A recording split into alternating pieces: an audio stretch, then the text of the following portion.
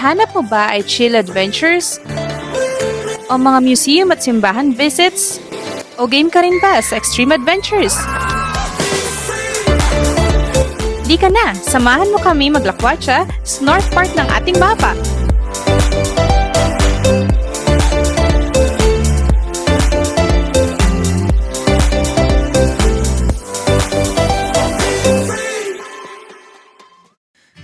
Good morning! Ngayon ay 1 AM at biyahe tayo papunta ng Ilocos. Dahil malayo ang Alaminos, Laguna sa Ilocos, kailangan natin umalis ng at least 2 AM dahil ang goal ay makarating kami sa Vegan bandang lunchtime kasi 2 PM ang check-in. So more or less 10 hours na drive.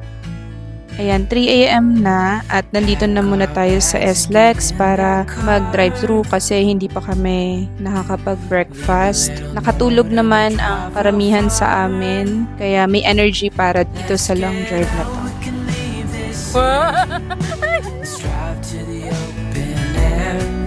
Yeah, the countryside is so pretty with the wind blowing in your hair. It's Julie Bay. Look back someday, baby, don't you understand that we only get one life? I wanna make it count, honey. Come on now and take my hand.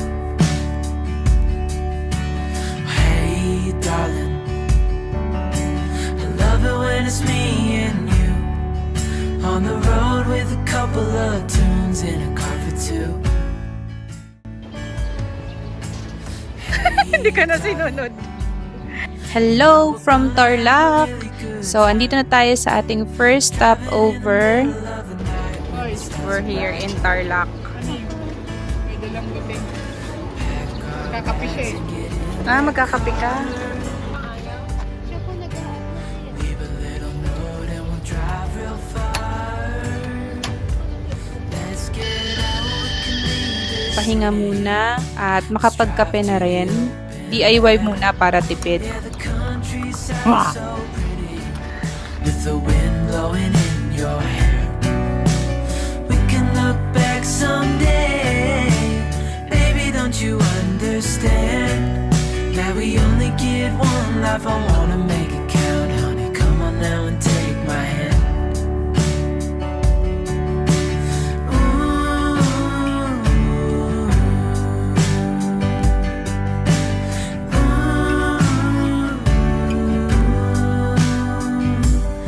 Let's get out, we can leave this city. Nakatulog na si Drive to the Luca. open air. Yeah, the countryside is so pretty with the wind blowing in your hair. We can look back someday, baby, don't you understand that we only get one life? I wanna make it count, honey. Come on now and take my hand. Yeah, we only get one life. I wanna make it count, honey. Come on now and take my hand. Time check, it's 12:30 PM at nandito na kami sa Santa Maria, Ilocos Sur. Napastop over muna kami dito kasi merong magandang view ng dagat. Hindi namin alam kung anong dagat to pero sobrang ganda. So picture muna.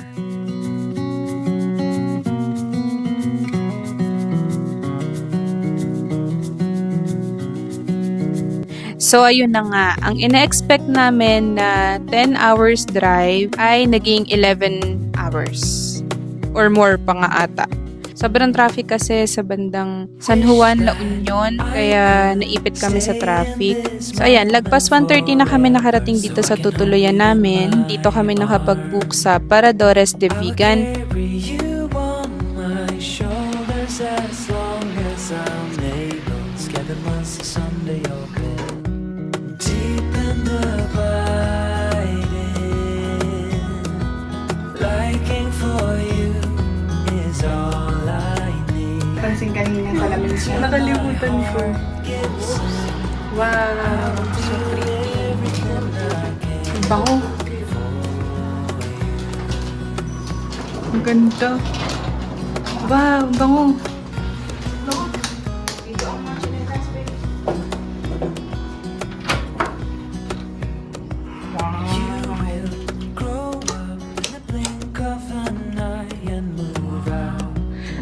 single bed yung isa. King, tapos single, tapos merong additional bathroom. What comes your way, Paano yung ano? I'll stay right here beside you to catch you if you fall. Wow, bubong! Ano, sige. May bubong! May bubong! Ito yung isang balcony. Perfect ang location na to kasi walking distance lang sa mga pasyalan sa Calle Crisologo, Vegan Cathedral, Salcedo Plaza, Burgos Plaza at saka sa mga museum around Vegan. Nagpahinga lang kami sandali tapos lumabas din kami bandang 5 p.m. para mamalengke para din mas tipid. Malapit lang naman dito yung public market ng Vegan, walking distance lang. Tapos ngayon, after dinner, nag-stroll kami dito sa Calle Crisologo para makita namin yung itsura niya sa gabi. Sobrang ganda talaga niya. Meron siyang natural sepia effects. Medyo matao nga lang kasi ganitong oras pala buhay ang mga resto bar. Bukas lahat ng mga tindahan, restaurants.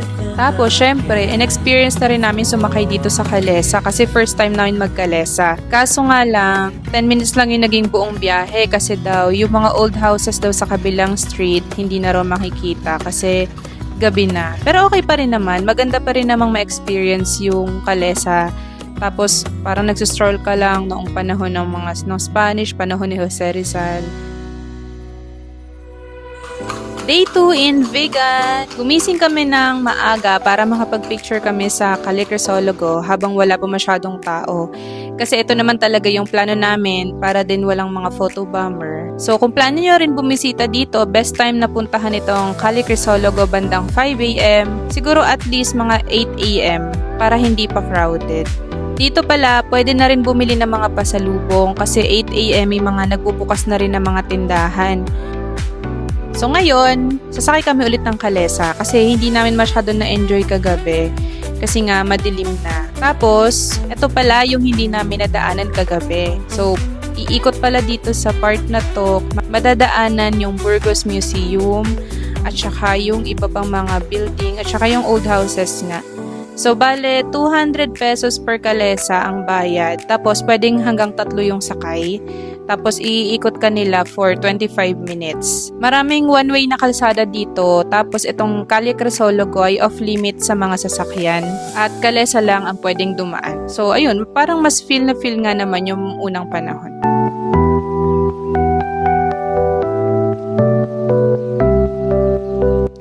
After ng Calesa, naglakad-lakad muna kami dito para hanapin yung mga shooting locations ng Maria Clara at Ibarra. Kasi yun naman talaga ang point, bakit kami pupunta dito sa Vegan. Medyo successful naman, napuntahan naman namin yung ibang areas na kinuhanan sa Maria Clara at Ibarra.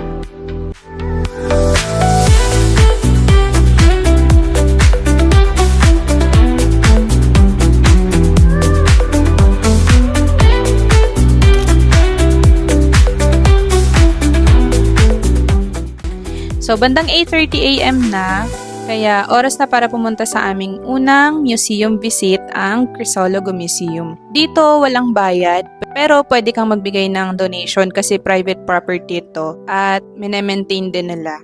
So, itong Crisologo Museum ay pag-aari ng prominenteng pamilya ng mga Crisologo. Dito nakadisplay ang mga accomplishments at kwento ng buhay ni Floro Crisologo, ang dating congressman dito at ang author ng SSS. Dito rin namin na-meet si Tita Remy, siya ang family friend ng mga Crisologo at siyang nag-aasikaso ng museum.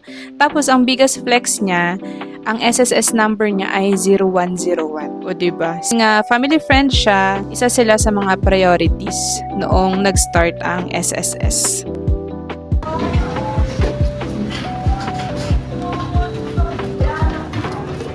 Morning po, nabing mga sa may walking closet na po. Uy, ang ganda! Wow! Ang ganda nito, oh! Wow! Wow! Walk-in closet nila. Oh my God! Wow! Ang dami! Ang galing! Grabe. Ito yung walk-in closet nila, te. Ito yung mga pamaypay, oh. Hiram pa sa kanya. Wow! Uy! Ito pa oh!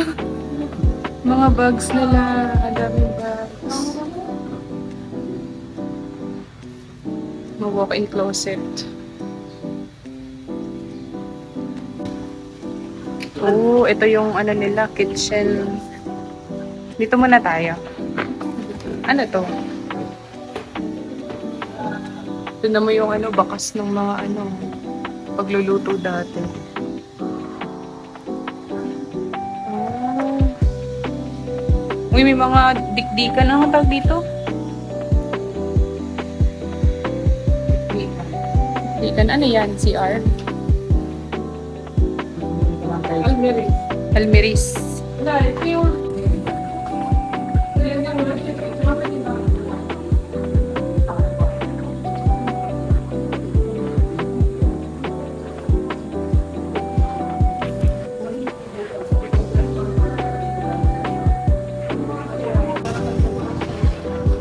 Hello. Ah. Diretso lang po sa Kaya nga. Diretso lang po ulit sa inyo.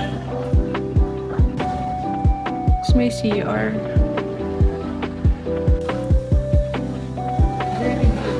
Dulang. Very low dining table. Parang familiar yung dulang. Naririnig ko yan dati. Tapos ito yung wooden ref, oh. Ayun pa, oh. Ang dami nilang mga ano, almeris. Mahilig silang magdikdik. Uy, meron na silang ano dati, oh. Range hood. Kaya nga. Ang laki ng ref nila, be. Mm-mm. Oo. Uy! May 4 kantos, oh. 4 kantos.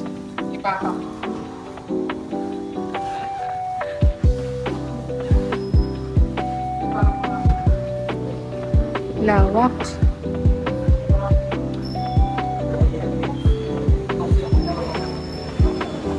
Sino yan? Ayan ang mga anak niya. Ayan o. Consultant USA. Yung isa nasa Canada. Yung isa USA. Nasa UAE yung isa.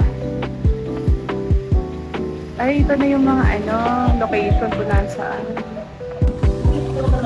Socorro. Si Orchid. Ito yung pang-apat niyang anak. Ito. Girls' room.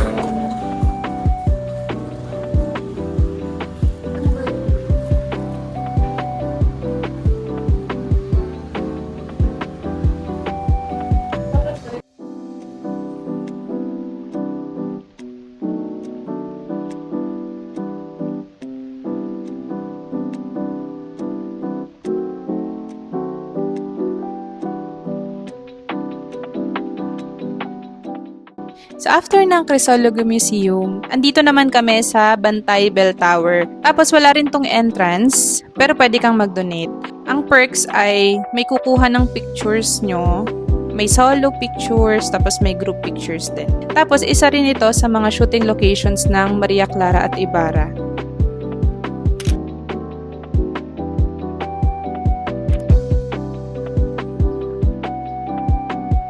From one church to another, nandito naman tayo sa Santa Maria Church. Medyo malayo to sa Vigan. Higit kumulang 1 oras yung biyahe din.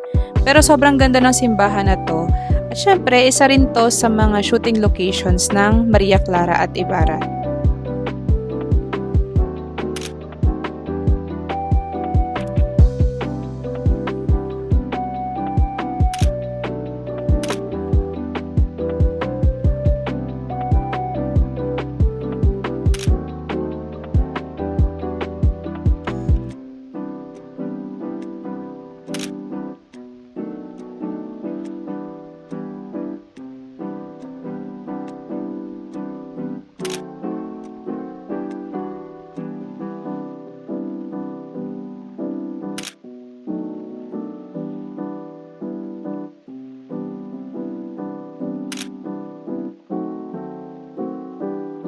So back to Vigan, binisita naman namin ang National Museum of the Philippines, Ilocos Complex. 2 building ito na magkadikit. Itong unang museum ay para kay Padre Jose Burgos, ang isa sa mga tatlong paring martir, ang Gomburza. Tapos itong mismo building na ito ang ancestral house ng mga Burgos. Naka-display dito yung ilang personal na gamit ni Padre Burgos, itong mga ilang litrato at ilang historical documents. Yung plancha. Asan po? Kasi ginagamit ko rin. Ay, ito yung Presa de Corona. Sorry. Presa de Corona.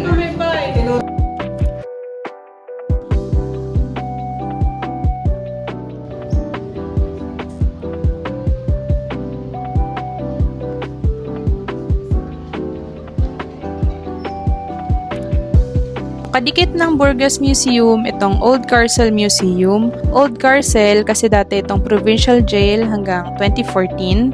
Sa entrance pa lang, mapapansin agad itong dingding na ito. Sinadya itong iwanan sa dating itsura. At itong dingding daw na ito ay sinadyang tinuklap para makita yung original bricks na ginamit pa noong panahon ng mga Espanyol.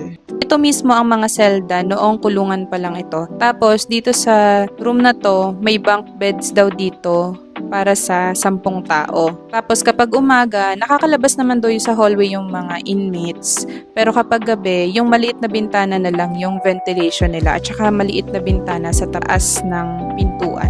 Tapos, noong nailipat na yung mga inmates sa bagong selda, ginawa na itong museum para kay dating President Elpidio Quirino.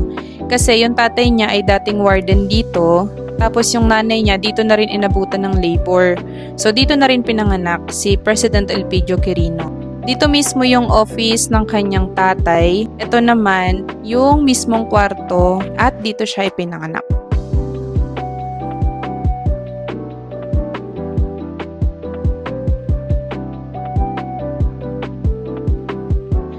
Last stop namin sa araw na ito ay ang Pottery Factory. Isa din to sa magandang pasyalan kapag bumisita kayo sa vegan.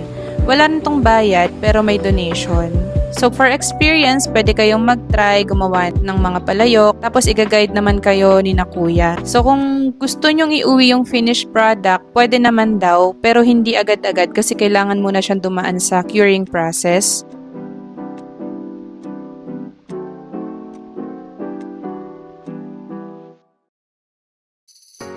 Welcome to day 3! So, today ay sa north side naman tayo ng Ilocos pupunta. So, sa Ilocos Norte. Sobrang aga namin gumising kasi 2 hours yung biyahe papunta ng Hawaii galing dito sa Vigan. So, walang traffic. Sobrang maganda yung kalsada. Ang ganda ng paligid. Sadyang malayo lang talaga. Medyo kabado rin kami dito kasi magdamag umulan hanggang kaninang madaling araw.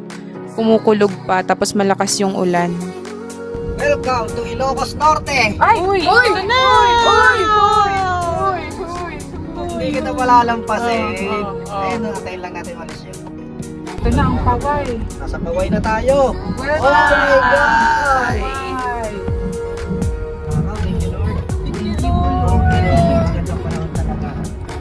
Mukhang yung isang wish ko ay mapapibigyan ulit.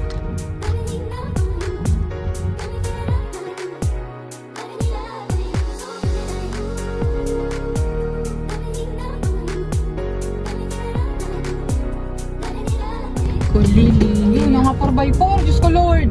Saan? Sa picture. Kung pala talaga yung sasakyan sa likod. Sa likod. Hindi, may isa, passenger seat. Saan ang para lahat?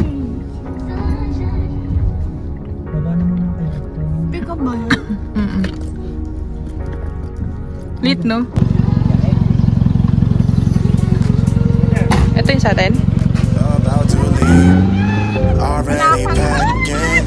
Come with me. I'm not really Yung bata, ha? asking. We'll get away to a place where we Wala pa, wala don't pa. know. About to see the world in action. What we can be, life with no distractions. We'll get away. This is what we waited for. Take my hand, we'll make it Wala pa na itong ano? we can't miss out. I'm done living life with the lights out. kapit na buti ha. Oh my God!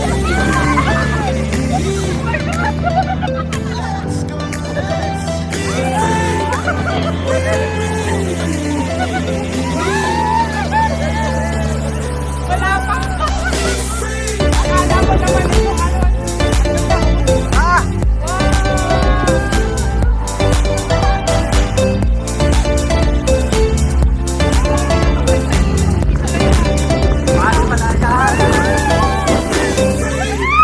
Now looking back, eyes on the freeway, Bonnie and Clyde, a classic cliche. We're on the run. This is what we waited for. Pag may ulirat pa. Take my hand, we'll make it somehow. We can't miss out.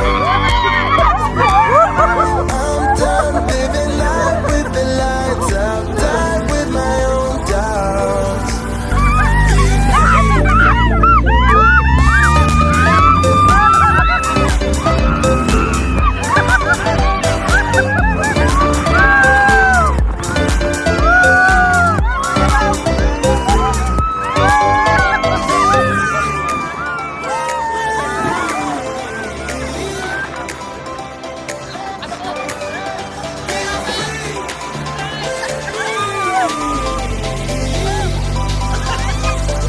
Nasasabit.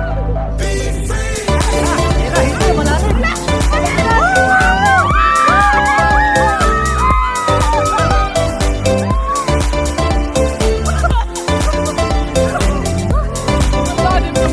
Sarap. Kaya.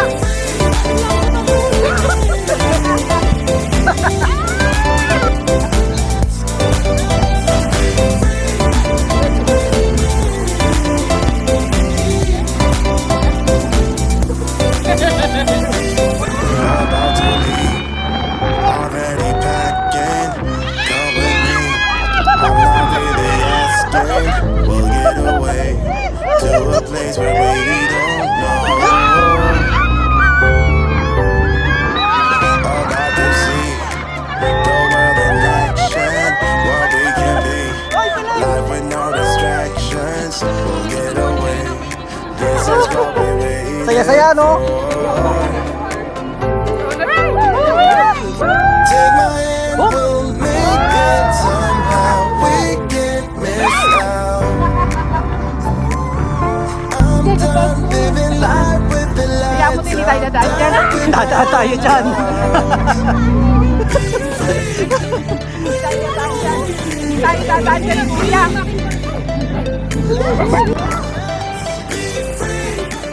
Yes, kuya. Tapos bababa doon. Doon siya bababa. Kaya mamaya. Yun. Aray ko. Aray.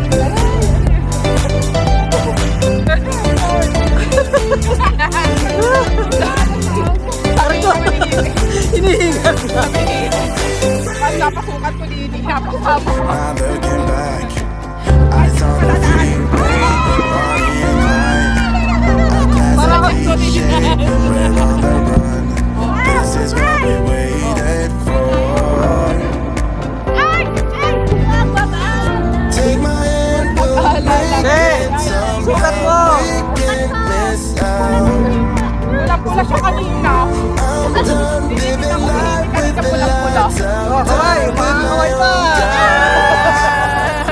Ganda ng araw. Oh, dagat. Kapit daw, kapit. Kapit, kapit daw, kapit.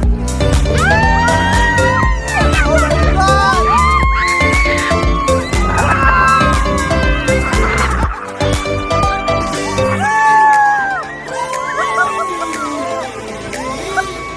Panalo!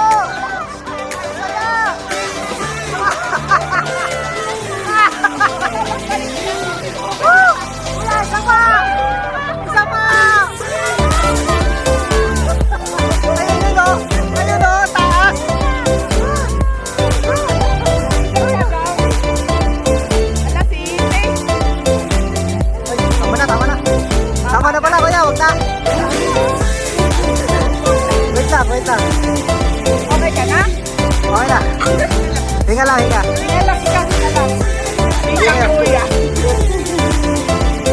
na.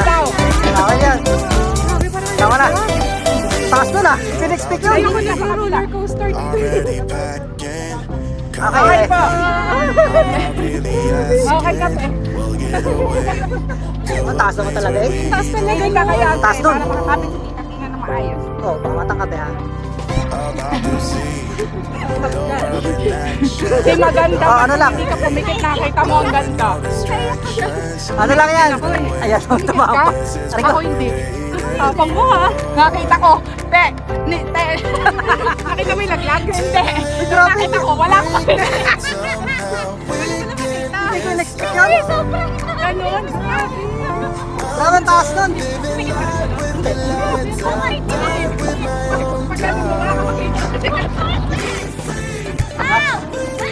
West Philippine Sea! Oh! I got the feeling. Sana po. Boy pa naman po kami lahat. Boy pa naman po. Stop muna natin. Be. Bye-bye. Okay na? Ikaw okay ka lang? Hindi na. Taas pala nun. Saya.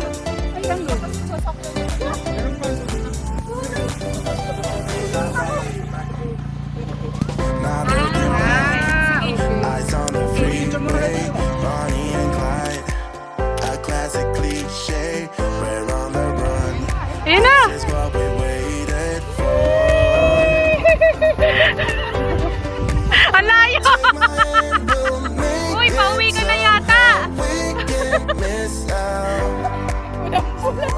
Kung gaano ka-chill ang lakad namin kahapon, sobrang kabaliktaran ngayon dahil nga dun sa 4x4 experience namin. Yung 4x4 na tour, 1 oras siya kasama yung unlimited na sandboarding.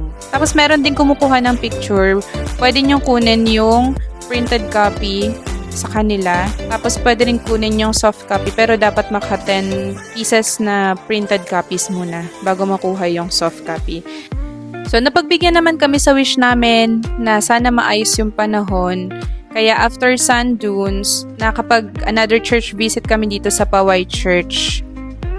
Sobrang ganda ng simbahan na to. Itinayo daw ito noong 1686. Kaya kahit malayo, sulit ang biyahe dito kasi sobrang ganda ng simbahan. Favorite part ko itong nasa harapan kasi sobrang daming greeneries. Parang yung mga nai-imagine ko lang na itsura ng mga simbahan nung unang panahon. Binisita na rin namin itong Malacanang of the North. Dati daw itong vacation house ng mga Marcoses, tapos ngayon ay government-owned na siya, tapos ginawa ng museum. May entrance fee dito na 70 pesos for adult, 50 pesos for students, tapos 10 pesos naman para sa mga residents. Pagpasok ng gate, bibigyan kayo nitong maliliit na ticket after nyo magbayad, tapos ibibigay nyo to dun sa entrance ng museum. Sobrang lawak ng property na to, at ang pinaka-favorite part ko ay itong labas, kung saan tanaw na tanaw ang malawak na Poway Lake.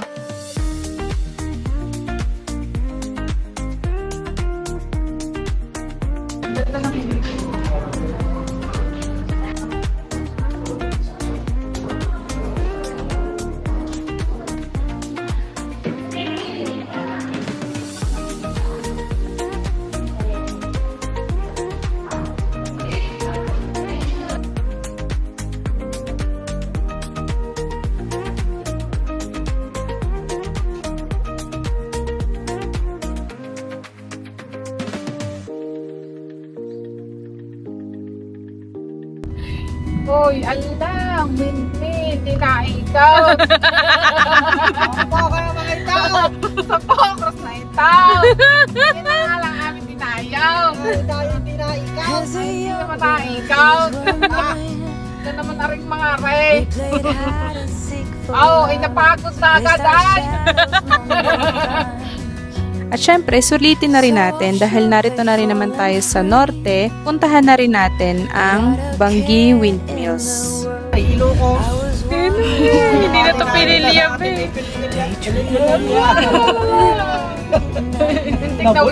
Naikot na rin yung dila niya. Kasi ang windmills lang na nakita namin ay yung sa Pililya. Amazing na rin siya, pero iilang piraso lang. Tinampo din eh. Hindi man nga ni. Oh, may paano paas-ahas.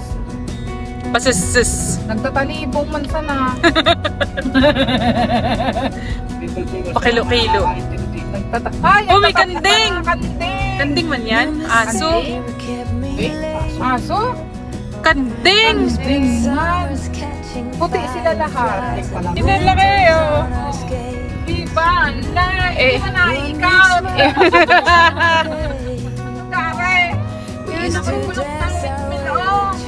Yan sinaikot na. Ayan ang banggi! Asa na bangge? Ay naku, yan na din yun. Hindi naikot ang bangge. Uy, maraming ano. Bangge. Maraming. Uy. Hala, welcome bangge. Ay, tingnan mo talaga. Welcome to Banggi! Ay, dali. Oh, ay talaga naman. Tumigil pa si Red. Okay.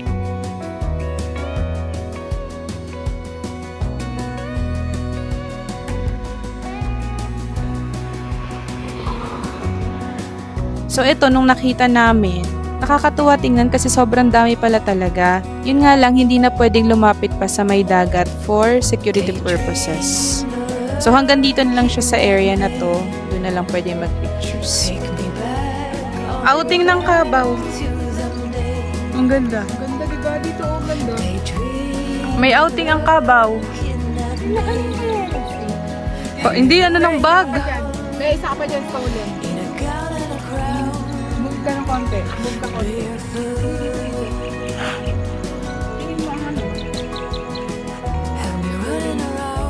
Nung pabalik na kami ng vegan, ayun na, nagsimula ng umulan. Pero okay na rin kasi at least tapos na yung lakad. Sobrang nag-enjoy kami sa mga pinuntahan namin dito.